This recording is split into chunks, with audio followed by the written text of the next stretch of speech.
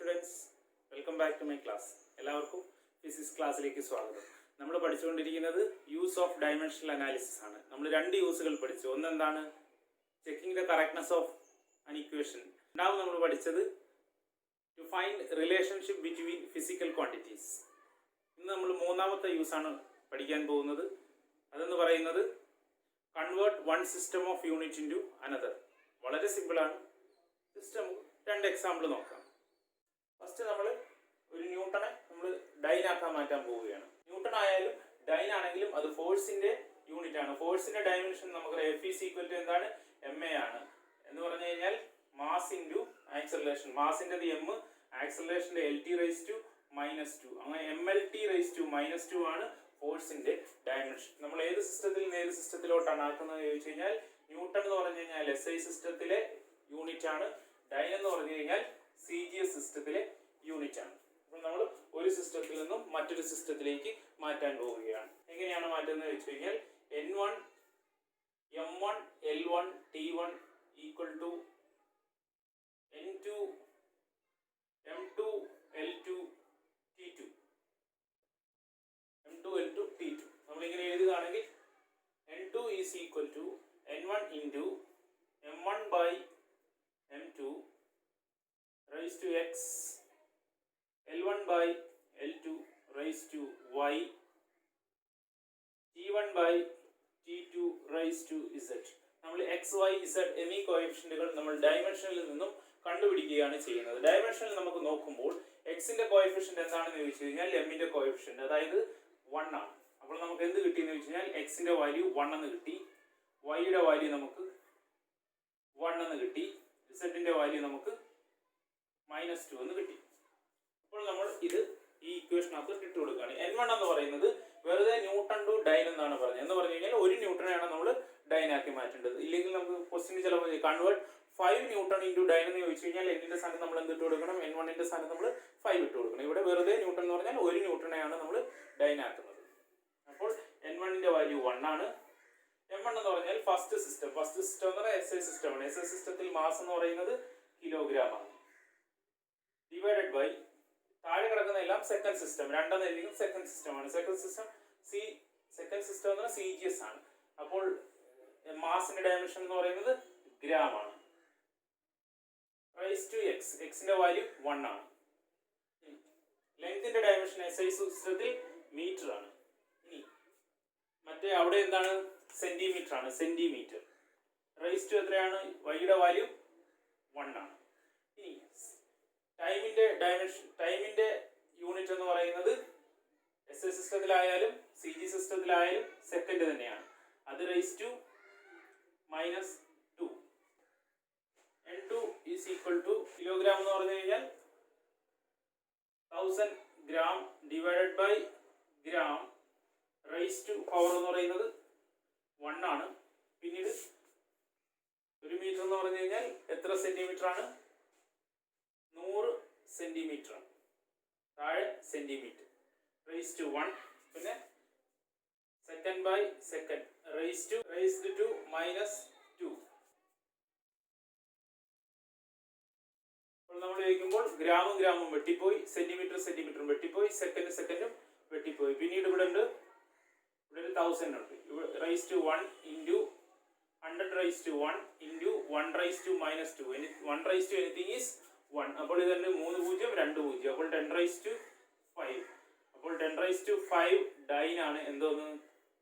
ഒരു ന്യൂട്ടൺ എന്ന് പറയുന്നത്. അപ്പോൾ 1 newton is equal to 10 raise to 5 dyne. നമുക്ക് അടുത്ത പ്രോബ്ലം നോക്കാം.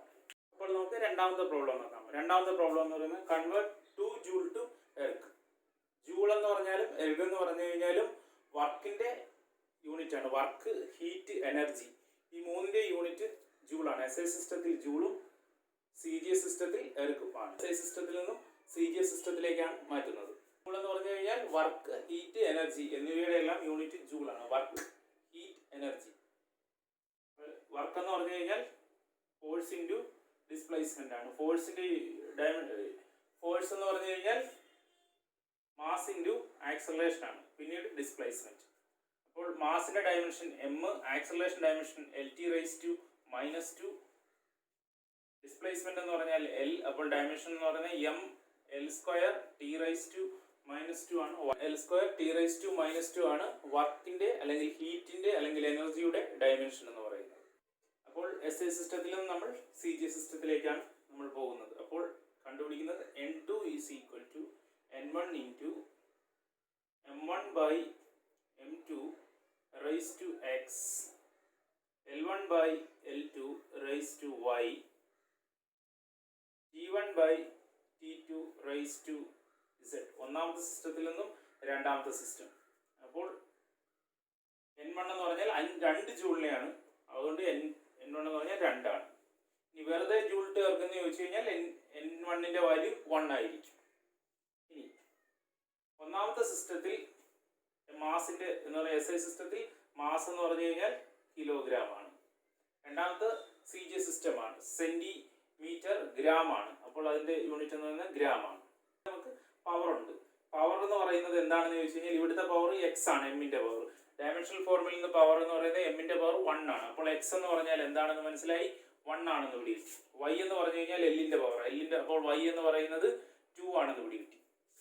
ഇസഡ് എന്ന് പറയുന്നത് ടിയുടെ പവർ ആണ്. അപ്പോൾ ഇസഡ് എന്ന് പറയുന്നത് -2 ആണെന്ന് നമുക്ക് ഇവിടെ കിട്ടി. അപ്പോൾ എം കിട്ടി x1 y2 z എന്ന് പറയുന്നത് -2. അപ്പോൾ നമ്മൾ എക്സിന്റെ പവർ ഇട്ട് കൊടുക്കുന്നു 1. അടുത്തത് നമ്മൾ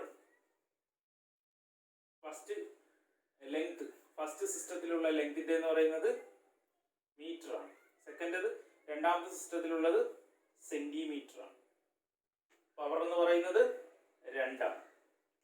പിന്നീട് ടൈം എന്ന് പറയുന്നത് ഈ ഫസ്റ്റ് സിസ്റ്റത്തിലായിരിക്കും സെക്കൻഡ് സിസ്റ്റത്തിലായിരിക്കും ടൈം എന്ന് പറയുന്നത് സെക്കൻഡ് ആണ്. -2 ആണ്. അപ്പൊ നമുക്ക് എങ്ങനെ കിട്ടി, 1 എന്ന് പറയുന്നത് x1 ആണ്, y2 ആണ്, z എന്ന് പറയുന്നത് -2 ആണ്. എവിടെ നിന്ന് കിട്ടിയെന്ന് വെച്ചാൽ ഡയമെൻഷണൽ ഫോർമുലയിൽ നിന്നും കിട്ടിയതാണ്. അപ്പോൾ N2 is equal to 2 into 1000 gram ആണ് 1 kilogram, divided by gram raise to 1 ഉണ്ട്. പിന്നീട് 100 സെന്റിമീറ്റർ ആണ് 1 മീറ്റർ. അതായത് 10 സെന്റിമീറ്റർ എന്ന് പറഞ്ഞാൽ 1 ഡെസിമീറ്റർ ആകത്തുള്ളൂ. 100 centimetre is 1 metre raise to 2. Second by second എന്ന് പറഞ്ഞു കഴിഞ്ഞാൽ 1 റൈസ് ടു -2. ഗ്രാമും വെട്ടിപ്പോയി, സെന്റിമീറ്റർ വെട്ടിപ്പോയി. പിന്നെ ഇവിടെ ഒരു 2 ഉണ്ട്, ഇവിടെ 1 2 3 0. ഇവിടെ 100 റൈസ് ടു 2 എന്ന് പറഞ്ഞ് 100 റൈസ് ടു 2, അതായത് മൊത്തം 4 0. 1 റൈസ് ടു എനിത്തിങ് ഈസ് 1 ആണ്. അപ്പോൾ നമുക്ക് എത്ര കിട്ടി, ഇവിടെ 4, ഇവിടെ 4 3 7. അപ്പോൾ 2 into 10 റൈസ് ടു 7 എർഗ് ആണ് എന്തെന്ന് പറയുന്നത് 2 ജൂൾ എന്ന് പറഞ്ഞു കഴിഞ്ഞാൽ 2 into 10 റൈസ് ടു 7 എർഗ് ആണെന്ന് നമുക്ക് കിട്ടി. വളരെ സിമ്പിൾ അല്ലേ? നമ്മൾ നോക്കൂ, ഇപ്പോൾ വെറുതെ ജൂൾ ടു എർഗ് എന്ന് പറഞ്ഞിട്ടുണ്ടെങ്കിൽ ഇവിടെ എന്തിട്ട് കൊടുത്താൽ മതി, 1 ഇട്ട് കൊടുത്താൽ മതി. അപ്പോൾ 1 ജൂൾ എന്ന് പറഞ്ഞു കഴിഞ്ഞാൽ 10 റൈസ് ടു 7 എർഗ് ആണ്. 5 ജൂൾ എന്ന് പറഞ്ഞിട്ടുണ്ടെങ്കിൽ ഇവിടെ 5 ഇട്ട് കൊടുത്താൽ അപ്പോൾ 5 into 10 റൈസ് ടു 7 എന്ന് കിട്ടിയാണ്. അപ്പോൾ വളരെ സിമ്പിൾ അല്ലേ? എല്ലാവർക്കും മനസ്സിലായി എന്ന് വിശ്വസിക്കുന്നു. നിങ്ങൾ ക്ലാസ്സുകൾ ഇഷ്ടമായെങ്കിൽ നിങ്ങൾ ലൈക്ക് ചെയ്യുക, ഷെയർ ചെയ്യുക, സബ്സ്ക്രൈബ് ചെയ്യുക, തൊട്ടടുത്തുള്ള ബെല്ലൈക്കൺ അടിക്കുക, കൂട്ടുകാർക്കൊക്കെ പറഞ്ഞു കൊടുക്കുക. അപ്പോൾ മറ്റൊരു ക്ലാസ്സുമായി നമ്മൾ വീണ്ടും കാണുന്നതായിരിക്കും. അതുവരെ കണ്ട എല്ലാവർക്കും നന്ദി. Thank you for watching.